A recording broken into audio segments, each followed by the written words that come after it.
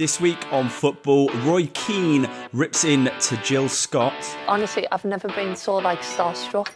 Jill, I used to love Boyzone. Honestly, loved it. They came and were Jill, you love meeting everyone. Honestly, I reckon you'd love to meet Jack the Ripper. Rashford's moved, but he still remains a villain. Anthony gets man of the match on debut. Van Persie plays against 12 men. Je kunt toch niet met 12 man spelen tegen? Dat kan toch niet? Dat is toch gewoon ondenkbaar? Jota returns to Celtic.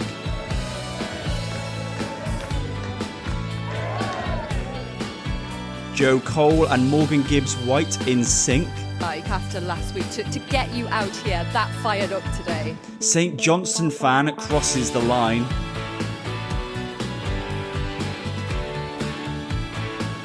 Haaland humbled. Alex Gilbert joins Charlton. Look, what's he doing here? Don't know. Shocking. Gilbert.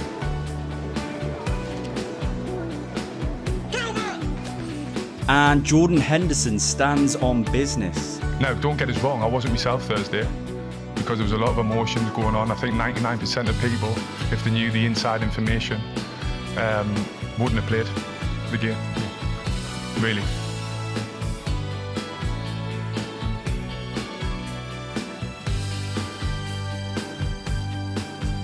Hello everyone, welcome to This Week on Football. It is me, Alex. Thank you for joining me once again. You've been here for about a minute, 2 minutes, and you haven't liked the video yet, so I'll give you an opportunity. Done it? Okay. You haven't subscribed either. Go ahead and subscribe, and you'll see me every week. This week, we have got my Day 1 fantasy team and your Day 1 fantasy teams to catch up on. We're going to be doing my team of the week as well. We've got my weekend treble where we win you money. And we are doing it very, very well at the moment, may I add. But if you haven't already, go across to TikTok and you'll find all of the best bits from every week's episode. It's at Alex Goalposts. Firstly, let's start with that Jordan Henderson interview. I actually think it was pretty refreshing.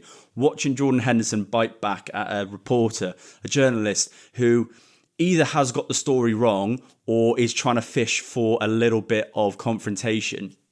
It's nice to see him do it openly, honestly, and with a little bit of bite, a little bit of aggression. It's not usual that reporters get away or don't get away with what they say. They tend to create a little bit of hostility in an interview. It creates a bit of reaction. We watch then that interview and the reaction without much context, and we are fed a narrative about a player. I'm sick to death actually of journalists and reporters creating a narrative, talking to players and managers in particular in disrespectful ways to generate clicks, to generate that reaction. That hostility creates a reaction, and then you get your clicks, you get your headlines. What is nice about that Henderson interview is he stood there, sat there, said, do you know what? This is who I am. You don't know who I am. I've got stuff. I've got personal life. I've got things going on. And for you to judge me based off what you don't know is really unfair. I think he handled himself really well. And I actually don't mind that he's got his representative from the club, trying to cut that reporter short, but I think Henderson really wanted to go back and say how he felt. He's been treated pretty poorly since he's gone to Ajax. I think the Dutch reporters really have it in for him, whether that's anything to do with his history going to Saudi Arabia or something like that. I don't know. A lot of people are on their high horse about that. But I think Jordan Henderson handled himself really well. Seems like a top bloke. And I think it was quite clear that he obviously went through something personal, and that caused something at home, whether it means he wanted to move away or something happened with a move to Marseille. I don't know. On the pitch, I don't think Henderson really lets that show. I think he's always been really, really good. He did hint there that there's been much worse situations in his life where he's really struggled, but he's pulled through. So I think a top guy, really. But I do think it's a good point to stick on that footballers aren't robots. They are humans, and we should allow them human responses.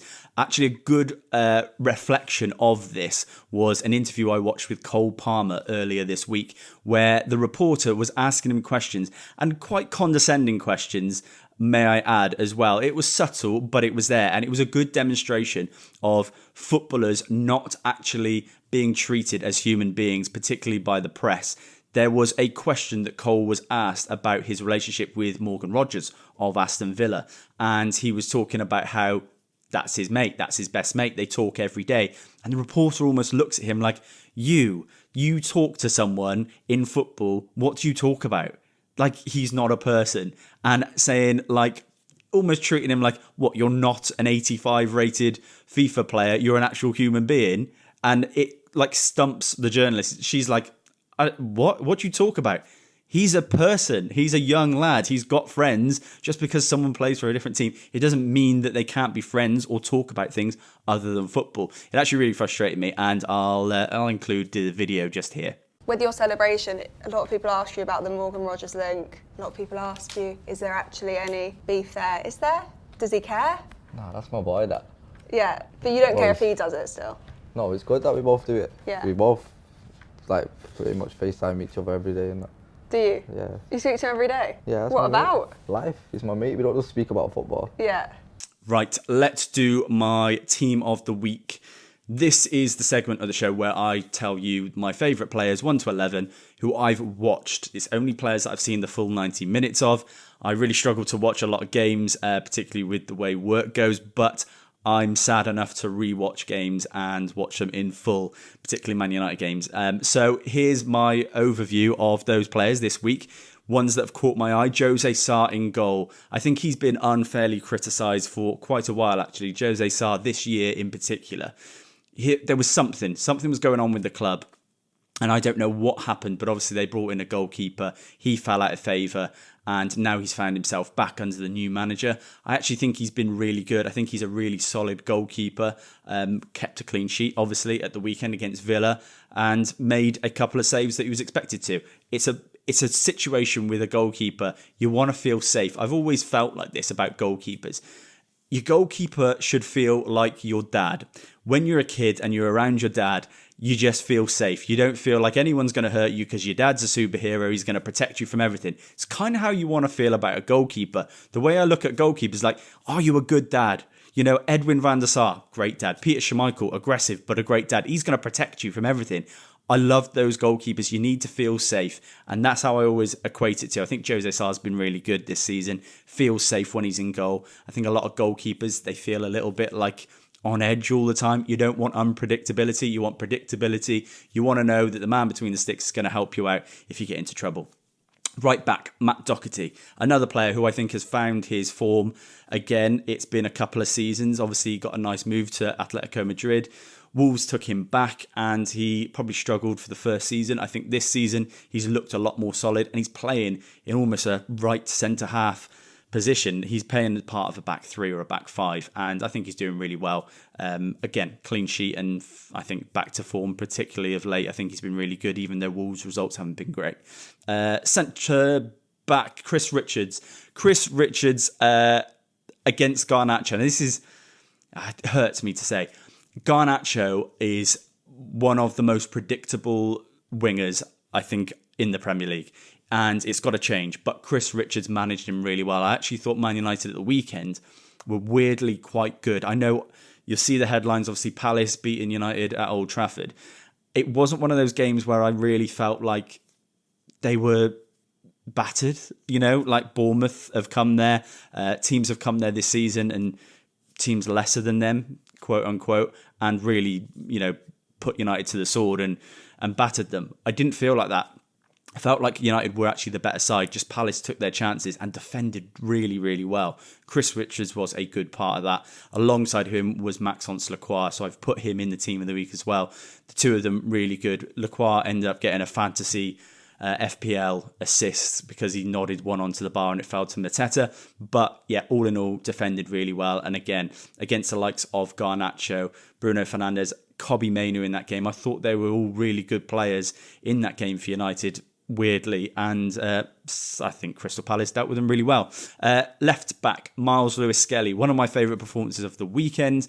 The goal, the celebration, everything. Loved it. It was a massive, massive game for Arsenal, one they needed to win. You've got an 18-year-old left back in there. looking like he's played there all his career. I say this a lot about players recently, and what really takes me by a player who is a young player, 17 and 18-year-old, is confidence and just feeling like they're so assured and been playing there for a long time. Miles Lewis-Skelly, a midfielder turned left back, expected to do a job in Mikel Arteta's team, and he does brilliantly. I think he's probably the best left back at the club, you know, and I'll include season pros Zinchenko, Kieran Tierney. I think he's already above all of those. But yeah, the celebration. A lot has been said actually about that celebration from Miles Lewis-Skelly this week. And a lot of people on Twitter, I think probably City fans, are saying this is exactly what we meant about be humble. It's what Haaland was saying. He's right. Like, the kid is a kid, first of all. He's 17 years old. During that first fixture in the season between City and Arsenal, Haaland had a go at him, had a little pop at him saying, "Who are you?" or "Who the fuck are you?" And Miles Lewis-Skelly, obviously, you're a kid, you probably take that to heart. If you then rock up, batter that team 5-1 and score, I think you're well within your rights to give it back, particularly when Haaland's given it to Gabriel. And obviously in the game, Gabriel was giving it him back. But I don't see anything wrong with it. I thought it was brilliant. I think it was confident, and I think it just demonstrates the type of player this guy is going to be. He's not scared of anything, occasions, and I think you need that, particularly with English players. We tend to suffer in the big occasions. I like players with personality. I like players who aren't scared to put their neck on the line and say, you know, I'm here. I'll say something with my chest, and I'll put my whole reputation, my career on the pitch here for you to see. He does that, and he's done that since he's come in. I think he's been brilliant, breath of fresh air. Jamie Carragher on the Super Sunday likened him almost to Wayne Rooney, and I get that. It's not the same type of player or the same style, but that fact that he wants to get on the ball, demands the ball, and gets really high up the pitch, even though as a left back, he's demanding the ball in the box at times. It's brilliant to see, and I think he's brilliant. Central midfield, Declan Rice. In his interview after the game against Man City, he was talking about being a number 8 and what's expected of him. And I think that has massively, massively changed, particularly over the last sort of 20, 30 years. And again, Carragher made this point in commentary after, or in the analysis after, saying those days where Roy Keane, Patrick Vieira, these great central midfielders had played and talked about like they are the greatest players in Premier League history. They were never judged on their goals, their assists, their goal contributions. They were judged as footballers, midfielders. Could they control the game? Could they hold the ball? Could they retain possession?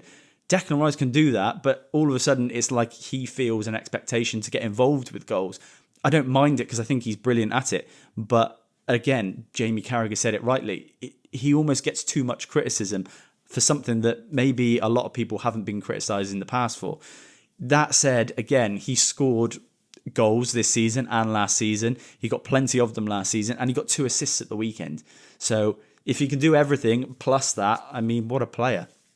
I'm a big fan of Declan Rice. And do you know what? I was listening to a podcast earlier. I was talking about how important it is to admit when you're wrong in life. And one player I was definitely wrong about was Declan Rice. Not that I thought he was a bad player, but I just thought, you know, he's not all the hype.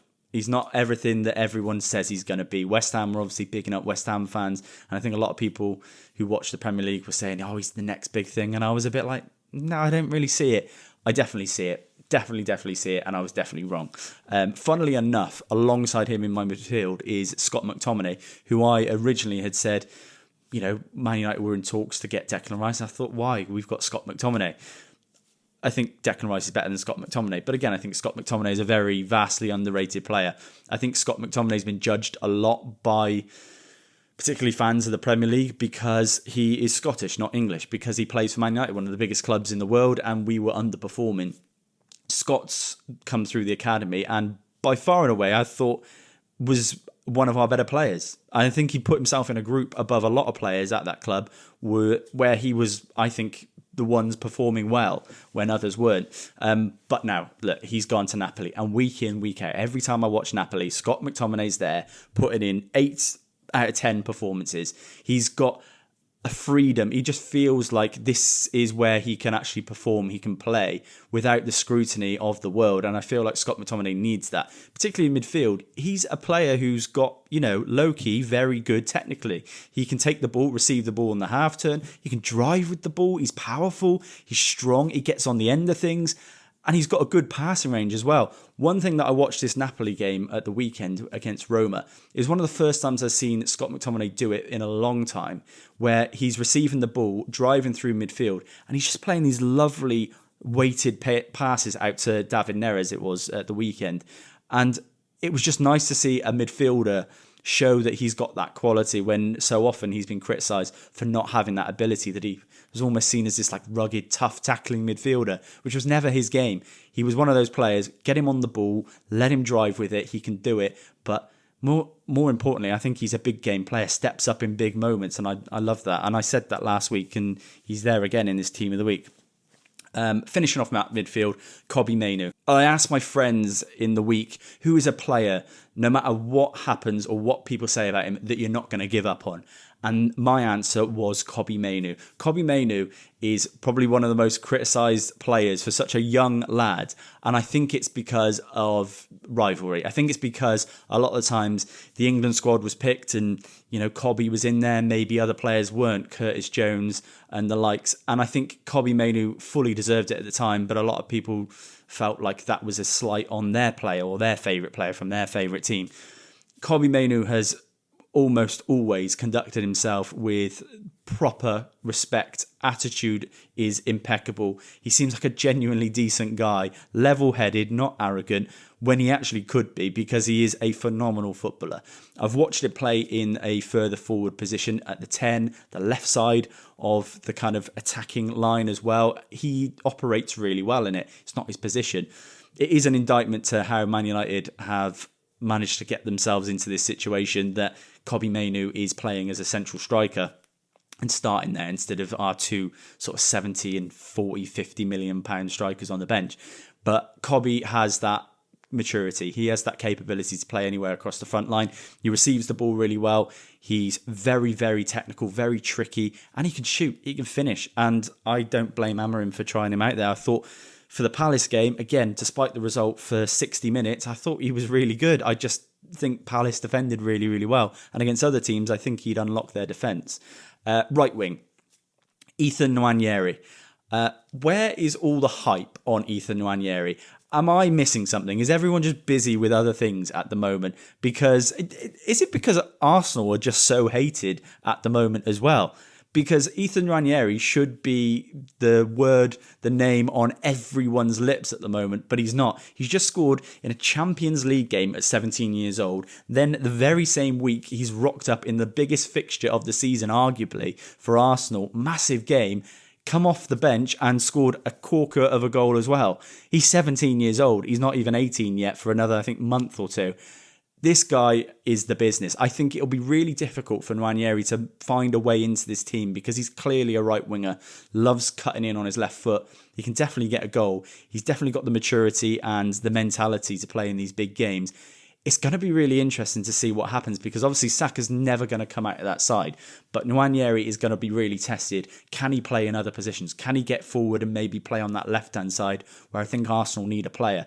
If he can figure that out, I think he gets into this side and I think he's one of Arsenal's better players. He's so dangerous, so tricky with the ball. He's got pace to run in behind and he's got a lovely finish on him. That finish is almost replicated back-to-back games where he just bends it into the far corner with his left foot.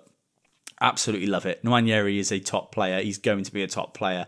And you can see that already. Something is going on at Arsenal where some of these players, Miles Lewis-Skelly, Nwaneri, Saka, Ødegaard even, I mean, players that were young and developed really quickly at the club, I think are really good. Martinelli maybe is a great subject to study if you're one of those players that maybe that's how it can go that way. So maybe don't follow that route, go down another route, whatever it might be. I think Nwaneri is really good. I think England have got a top player in the future as well. Left wing, Savinho. I do think Savinho is a very good player.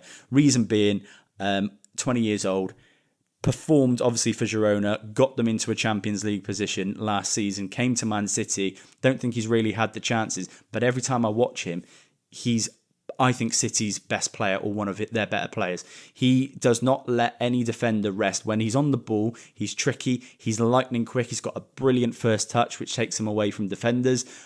I think he can play left side, I think he can play right side. I just think coinciding with City's poor run of form, particularly this whole season, he's not really had a chance to get out of first gear, and I don't think City have really.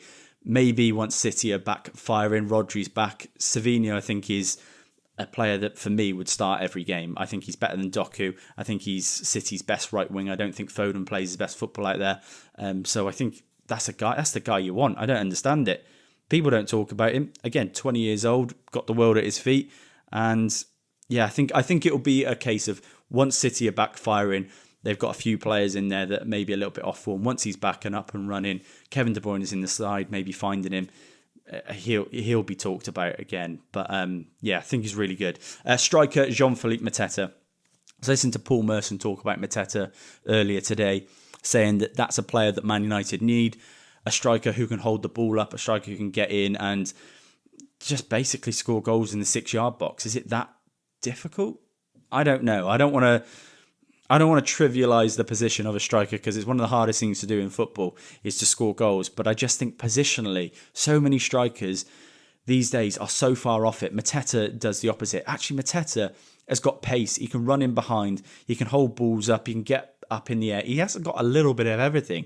And 2 goals at Old Trafford doesn't sound like much these days, but it is a big achievement. And I think the Palace fans obviously love him. He's loving life. I think he resisted a big move, had a big summer with the French team at the Olympics as well. I just think, yeah, top player all round. Right, I've got on here on my notes to do the day one and then some swear words after. 1, because I'm doing terribly in it, but 2, because every week I feel like I forget. Day 1 fantasy teams, let's have a look at it. I think we know pretty much most of us who's going to win it at this point. And it's a bit annoying, but the one big thing is we've got double game weeks and we've got blanks coming up, which could see a lot of moves and shakes in this day 1 fantasy league. At the top is Liam Edgar, and he's leading by quite a bit. It's over 100 points. Second is Brandon, though. Brandon is doing really well. His Unchompables side is flying up the table. It's second comfortably at the moment. And just behind him is Big Yeti Joe. That is Joe Constance, who was pretty much vying for top spot for quite a while. Chris Wood has taken, I think, Liam Edgar so far away. It's going to be very difficult. I think Alexander Isak's massive in this because Brandon's got him as captain. But a lot of people don't have Haaland, and those people who didn't have Haaland are top of their leagues because Haaland's underperformed. They've managed to spend the money elsewhere, and that shows. Liam, Brandon, Joe, none of them have Haaland. If Haaland starts scoring, I think this table will flip upside down. We've got some people who have done really well recently. Dale's team's up there. Jordan, Vince is falling down the pecking order. Tom's team is annoyingly consistent. Will's team has come from nowhere. I think he was one of the bottom ones and he's up there. So well done to Will. Well done to Jamie G as well. We won't talk about my side because, I mean, Jesus, it's appalling. The transfer window has closed officially. And some clubs I think have done really well. Some have maybe not done so well. I've put together 2 lists, good deals, bad deals, of ones that I think are going to do really well, ones that I think maybe aren't going to achieve what the club is expecting. I'm putting my neck on the line. Here are 10 January transfers that are going to do well and 10 that are going to flop. Starting off with the good deals. Aston Villa's move for Marcus Rashford, I think that's a top deal. That'll work out. Donyell Marlin as well to Aston Villa, I think is a really, really good signing. Man City have signed Omar Mamouche, and I think that is a great signing as well. 33 goal involvements in 26 games for Frankfurt. I don't see it not working out for him. He already looks razor sharp. Burnley have signed Marcus Edwards. I think that's a great deal. Player who's played in the Champions League, scored in the Champions League. I think that's massive for Burnley. They need someone who can make a difference up front. Middlesbrough, Morgan Whittaker, What a signing. I think he's one of the best players in the Championship. I think that's a magic signing for them. They've also signed Illing Jr. Samuel Illing Jr. on loan from Aston Villa is a massive signing. This is a guy who's played for Juventus in the Champions League. Sheffield United have signed Ben Brereton Diaz. I think that's a top signing. I think he's a Premier League quality player, but maybe they get the best out of him in the Championship. He's returned there, and I think there's goals already for him. Kvaratskhelia has gone to PSG. I think that's a top signing. He's one of the best young wingers in world football. Real Betis have signed Anthony, and I think that's a great signing, genuinely. Wickham have signed Adam Reach. I think that's a big signing for them, pushing for automatic promotion. Adam Reach is a top quality player, a player that's probably playing below where he belongs. He is a Championship quality player. Bad deals. Tottenham have signed Mathis Tel, and I don't think it's going to work out. The player obviously does not want to leave Bayern Munich. He stated that he didn't want to go to Tottenham. He was waiting for talks to come through with Arsenal, with Man United, with other teams, or maybe for Bayern Munich to say, hey, we're going to give you a shot. It didn't happen. I just don't see it working out at Tottenham. I think there's a lot of negativity around Tottenham at the moment, and for a young player to go in there when you don't really want to be there, I don't see it working out.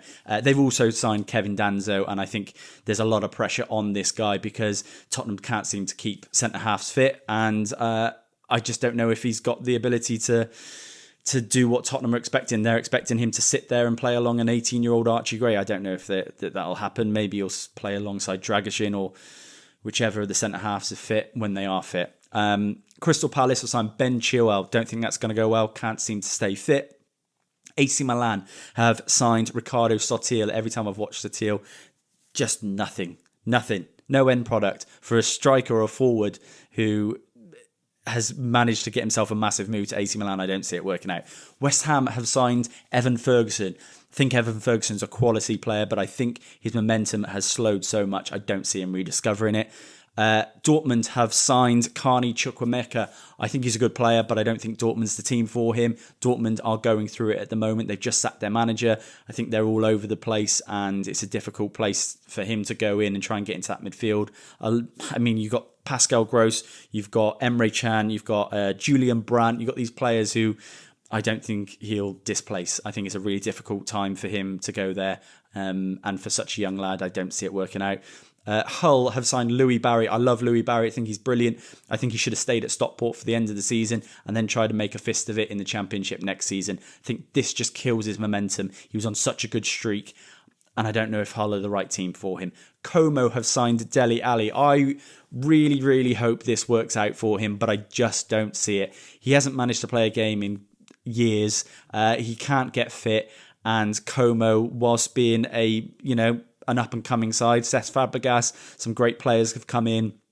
I don't know, I think it's a really tough league to go in and start playing straight away in a team that's maybe not as good as the rest in that division. Juventus have signed Lloyd Kelly.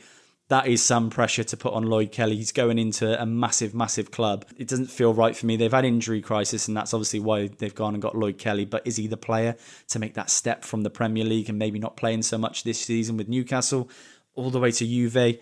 Don't know, not for me. Aston Villa have signed Marco Asensio, and this is a guy who had the world at his feet, and he's 28, 29 now, and his career has just come to a standstill. Every time I watch him play, he looks bereft of ideas. He looks like he doesn't know what pass to make next. He can't shoot. Something is up with Marco Asensio. I don't think it's the right move for him. We'll see. All of those players are, they're right on the edge. Could be great, could be bad, and you're going to have your opinion on him, but no, those are the ones I can see. Those are the players that I've watched and I feel like I can pass comment on. I think the one I really am disappointed with at the moment, Dele Alli aside, because I really hope it works out for him, but it's Louis Barry.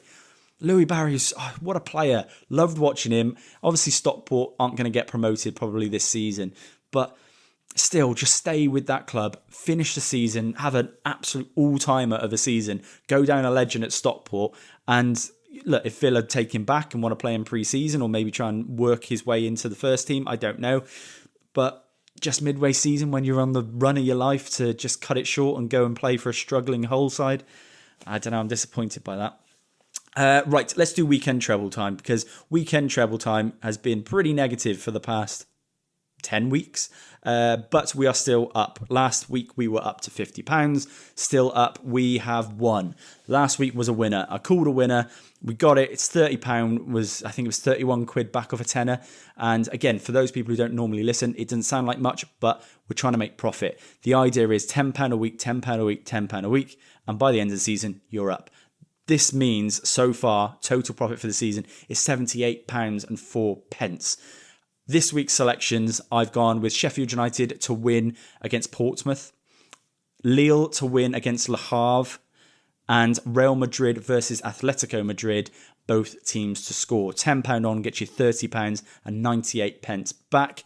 That would take us to a healthy £100 total profit for the season. Stick with me. I'll be back next week, next Wednesday, and every Wednesday until the end of the season.